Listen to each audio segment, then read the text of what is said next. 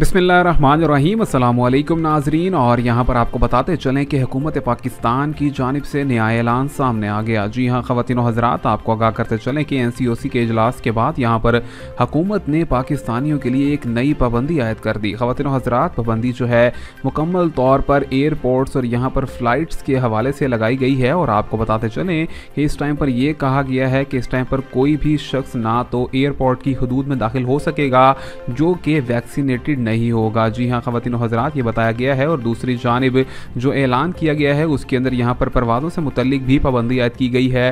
Notification के अंदर क्या बात जारी हुई है आपको बताएंगे इस वीडियो में। साथ ही साथ जुड़े रहने से पहले आपसे गुजारिश भी करेंगे, हमारे YouTube चैनल को ज़रूर सब्सक्राइब कर लें, वीडियो को लाइक करें ताकि आपको आने वाली मज़ीद अपडेट्स भी सबसे पहले टाइम पर मिलती रहें।